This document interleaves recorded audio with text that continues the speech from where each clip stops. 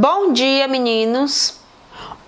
Hoje nós vamos falar novamente sobre os países subdesenvolvidos e os indicadores sociais. Vou colocar novamente uma revisãozinha para vocês lembrarem: países subdesenvolvidos, indicadores sociais. E na próxima aula nós vamos fazer a correção da nossa atividade e na próxima semana nós vamos fazer a correção.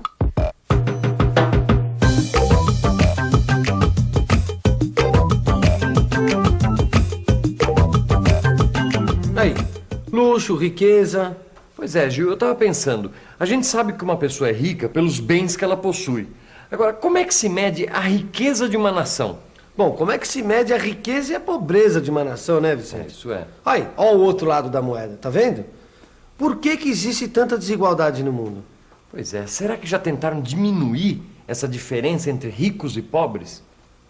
Na teleaula de hoje, a gente vai responder essas perguntas. Vai explicar a pobreza de algumas nações e a riqueza e o desenvolvimento de outras. Existem muitas diferenças entre algumas nações do mundo atual.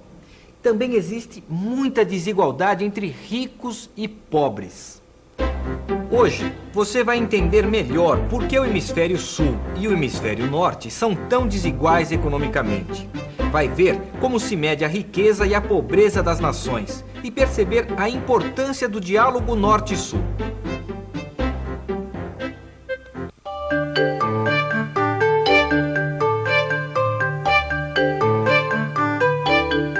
Adam Smith foi um dos mais importantes teóricos da economia clássica liberal. Ele era um filósofo e economista político escocês que viveu no século XVIII. O seu livro A Riqueza das Nações, publicado em 1776, continua sendo lido até hoje. Nenhuma sociedade pode crescer e ser feliz se a maioria dos seus membros são pobres e miseráveis. Para medir a pobreza ou a riqueza das nações, a gente usa o PIB, que significa Produto Interno Bruto. O PIB é a soma das riquezas produzidas num país ao longo de um ano. Mas o PIB não é a única referência para medir as desigualdades que existem entre os países industrializados do hemisfério norte e os países de economia primária e exportadora do hemisfério sul. Existem também outros indicadores. Como é que você acha que dá para saber se um país é rico ou é pobre? Você me pegou, hein? É só olhar pra rua, né? Só olhar na rua, você vê mendigo de monte. Olhando a qualidade de vida na habitação, na saúde e na educação. Um país rico tem uma economia estável, né? Estabilizada, uma distribuição de renda justa. Aí pode ser considerado um país rico, né? É bem pobre, você vê pelo que tem de gente na rua, pedindo dinheiro, pedindo esmola, trabalhando como ambulante. Terrível. Quando o pessoal tem trabalho e ganha dinheiro. No Brasil, dá pra gente perceber que mesmo num só país podem existir grandes contrastes entre a riqueza e a pobreza. Agora percebe só, num lugar rico, como essa avenida aqui, existe um grande consumo de energia, enquanto em lugares mais pobres da cidade quase não existe consumo de energia. Pois é, o consumo de energia também é um indicador da riqueza e da pobreza das nações. As pessoas que vivem nos Estados Unidos, no Canadá, na Europa, Japão e Austrália formam aproximadamente 1/5 da população mundial. Mas consomem muito mais do que a metade de toda a energia primária produzida no mundo. Mas além dos indicadores econômicos, existem também os sociais e culturais. Os indicadores de desenvolvimento humano da população. Quer dizer, desde o índice de alfabetização, passando pela quantidade de calorias que são ingeridas pelas pessoas, até o grau de acesso à água tratada e ao uso de instalações sanitárias. Em 1990, a ONU criou o Índice de Desenvolvimento Humano, IDH. Esse índice tem 3 componentes básicos: longevidade, grau de conhecimento e nível de vida de uma população. A longevidade é medida pela esperança de vida ao nascer. O nível de conhecimento é medido pela quantidade de adultos alfabetizados e pela média dos anos de escolaridade. O nível de vida se mede pelo poder aquisitivo médio da população. Existem diferentes indicadores da pobreza e da riqueza das nações. Existem também diferentes teorias que tentam explicar por que alguns países são mais desenvolvidos e mais ricos e outros mais pobres e menos desenvolvidos. No século XIX, as potências coloniais da Europa afirmavam que a pobreza dos povos do hemisfério sul era resultado da natureza hostil e da inferioridade dos seus grupos raciais. A Grã-Bretanha, a França e a Alemanha achavam necessário difundir as suas conquistas materiais e superiores entre os povos inferiores. Essas metrópoles europeias acreditavam que as missões civilizadoras eram positivas. Depois da Segunda Guerra Mundial, surgiu outra explicação, que foi muito difundida entre as elites intelectuais dos próprios países menos desenvolvidos. Essa teoria dizia que a pobreza dos países do hemisfério sul era decorrente da exploração colonial. As potências imperialistas teriam explorado de maneira extrema a força de trabalho nos países da África, da Ásia e da América Latina. Teriam levado à manutenção de baixos níveis de escolaridade e durante muito tempo teriam impedido a estruturação de estados nacionais nas colônias. Essa explicação é coerente, mas coloca toda a culpa da pobreza nos colonizadores. E não é apenas isso. Os bloqueios para o desenvolvimento também acontecem no interior dos países. As elites políticas de um país impedem as reformas modernizadoras para poder concentrar a riqueza em suas próprias mãos. As elites gastavam e gastam muito ainda em vários países com algumas obras e também com a compra de armas e equipamentos militares. E gastavam pouco com a saúde e com a educação, comprometendo assim a qualidade dos recursos humanos, a qualidade de vida das populações. No século XIX, o capitalismo industrial tinha muitas vantagens com a exploração colonial.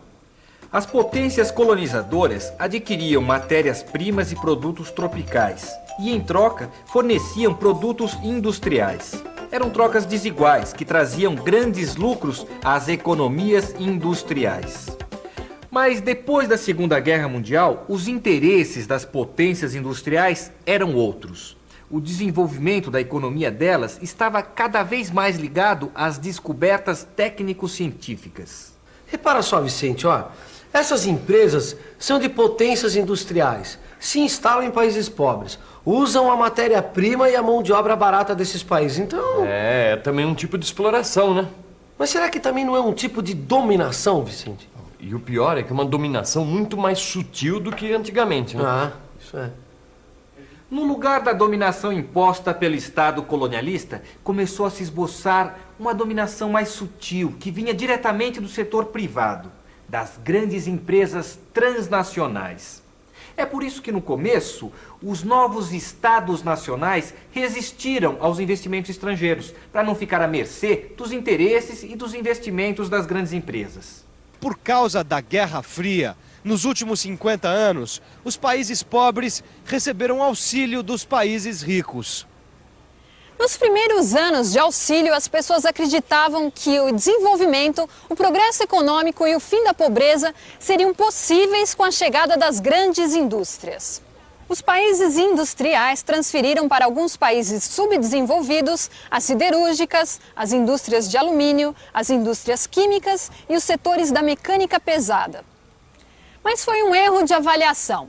Foi privilegiado o lado econômico e ignorado que a saúde e a educação são condições essenciais para o enriquecimento humano pleno de um Estado-nação.